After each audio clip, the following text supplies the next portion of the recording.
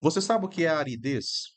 Você sabe por que que você está passando por este momento difícil, que você não tem vontade de rezar, que você não tem vontade de exercer as virtudes, que você acha que não é que você está parado na vida espiritual, é que você está caminhando para trás.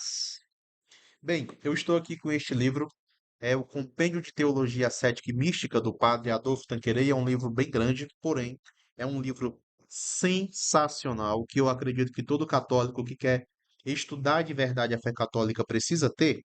E aqui na página 383, o padre ele vai falar um pouquinho sobre a aridez. Vem comigo para a gente não enrolar. Olha só, olha como é que o padre começa falando. Para fortalecer-nos na virtude, de tempos em tempos, Deus nos envia a aridez espiritual. Então preste bem atenção. Segundo o padre Adolfo Tanqueray, a aridez ela é enviada pelo próprio Deus para nos fortalecer nas virtudes, em especial na perseverança. E ela não vai acontecer só uma vez em nossa vida, de tempos em tempos. Vamos aqui continuar? A natureza da aridez. É interessante esse livro que o padre ele utiliza, né? Ele vai falar sobre um assunto e ele disseca aquele assunto em tópicos. Então vamos aqui começar a falar sobre a natureza da aridez. Olha só, a secura ou a aridez é a privação das consolações sensíveis e espirituais que facilitam a oração e a prática das virtudes. Apesar dos esforços, muitas vezes renovados, não se sente gosto pela oração e até mesmo experimenta-se tédio, cansaço e o tempo parece muito longo. E aí, eu estou descrevendo você, sua vida? Tá assim, será? A fé e a confiança parecem estar adormecidas e a alma, uma vez de estar desperta, desculpa, em vez de estar desperta e alegre, vive numa espécie de torpor, agindo somente pelo esforço da vontade. Certamente é um estado muito penoso, mas que também tem as suas vantagens. Então preste atenção.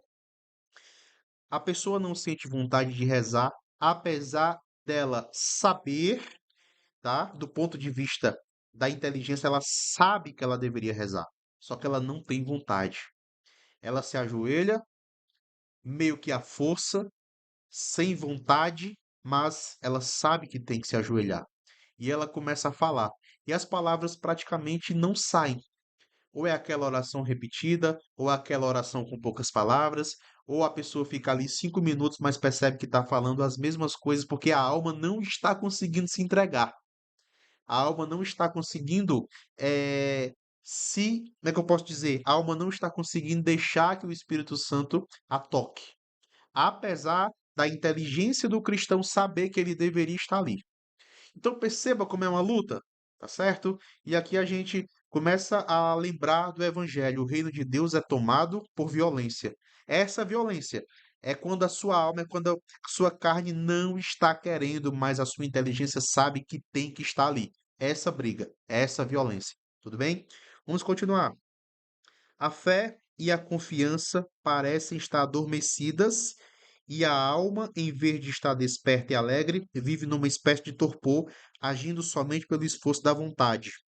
Ou seja, a pessoa está ali naquelas funções, naquele serviço, naquelas atividades pastorais, só que ela de fato não está encharcada pelo Espírito, ela não está ali totalmente íntima do Senhor. Ela está fazendo só porque ela sabe que tem que fazer. Agora, veja, certamente é um estado muito penoso. A pessoa começa a duvidar da fé, a pessoa começa a achar que não vale mais a pena estar ali, a pessoa começa a achar que esse negócio de servir a Deus, servir a igreja é uma coisa tola, porque ela simplesmente não está mais conseguindo aquela intimidade que outrora ela conseguia. Aí ela começa a se comparar. Ela vê diversas pessoas, digamos que cheias do Espírito Santo, né? Porque ser cheio do Espírito Santo não tem a ver com isso, não tem a ver com estar naquilo que se chama fogo, tá? Essa pessoa que está nesse estado, ela pode sim ser cheia do Espírito Santo, tá? É que as pessoas confundiram aquela animação com estar com o Espírito Santo. Bem, não tem nada a ver uma coisa com a outra.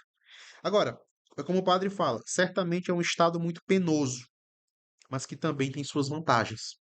Agora ele vai falar aqui sobre o fim providencial, tá? Vamos lá. Por que que a pessoa tem, né, está passando por essa aridez? O propósito de Deus ao enviar-nos securas é desapegar-nos de tudo o que é criado, até mesmo das consolações que encontramos na piedade, para que, desse modo, aprendamos a amar só a Deus e somente por Ele mesmo. Ou seja, Deus ele quer que a gente encontre o bem maior. Deus ele quer que a gente encontre a coisa mais incrível e importante que nós podemos encontrar. Em outras palavras, Deus quer que a gente seja feliz. Mas como que a gente vai ser feliz? Se a gente encontrar Deus. E preste atenção, você não vai ser feliz se você encontrar Deus e outras coisas. Você vai ser feliz se você encontrar só Deus. É aqui que tá. Por que que eu quero encontrar Deus? É por causa das consolações? É porque eu vou rir? É porque Deus vai derramar sobre mim um monte de coisas que vai me despertar aqueles sentimentos? É por isso? Ou é só por Deus mesmo? É como se Deus quisesse nos ensinar o seguinte: olha, meu filho, você precisa me adorar por quem eu sou e não pelo que eu faço, e não pelas consolações que eu derramo sobre você. Você precisa me adorar não porque eu enxugo as tuas lágrimas. Deixa isso para a vida eterna, lá no Apocalipse. Você precisa me adorar e estar perto de mim e me amar por aquilo por quem eu sou. Eu sou aquele que sou. Lembra do Êxodo? Eu sou aquele que sou. Em outras palavras, não diga aos israelitas que o Deus tal que fez isso, que fez aquilo, que é isso, que é aquilo, me enviou aqui.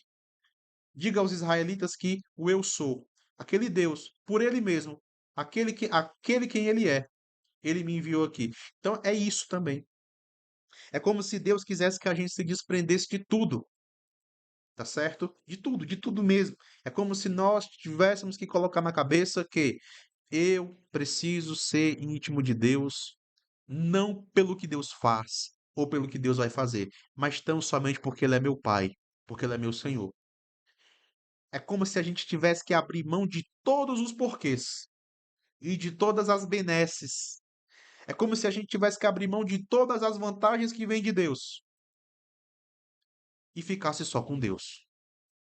É claro, eu falo abrir mão de todas as vantagens, não tem como abrir mão da graça. Você entendeu? Vamos continuar. Item B. Também quer humilhar-nos, mostrando-nos que não merecemos as consolações, que são favores essencialmente gratuitos. Ou seja, você, meu irmão, que está rezando e não está mais sentindo conforto, você que está rezando e não chora mais, você que lê a Escritura e não tem mais aquele desejo, aquele fogo de continuar lendo, você que participa de um momento de oração, você que participa de um momento de adoração e não chora e não se emociona. Deixa eu te falar uma coisa. Essas coisas não são merecimentos. Você não merece nada disso, meu filho, tá? O normal é que você não tenha e não sinta tais coisas. Tudo bem? Quando você sentir essa vontade de chorar, quando você sentir essa vontade de ler a Bíblia todo dia, quando você sentir essa vontade de rezar o texto todo dia, quando você sentia um ânimo, um desejo de estar na Santa Missa, aquilo podemos dizer que eram exceções, porque o natural é isso. Para que você entenda que eu preciso ser cristão por causa de Deus e não pelas coisas que ele faz, tá certo? Item C. A aridez também nos purifica melhor de nossas faltas passadas, de nossas afeições presentes e de toda a tendência egoísta.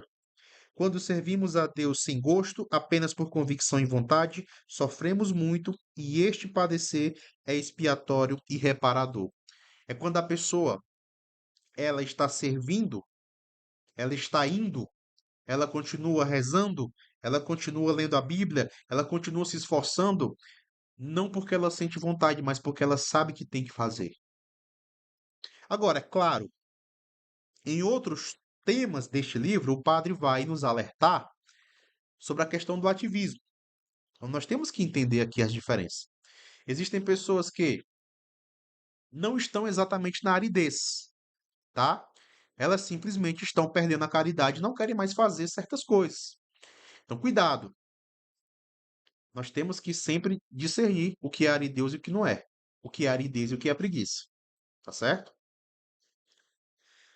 Item D, por fim, ela nos fortalece na virtude para perseverar na oração e na prática do bem. Quando estamos na aridez, requer-se energia e constância da vontade, e com isso a virtude foi fortalecida.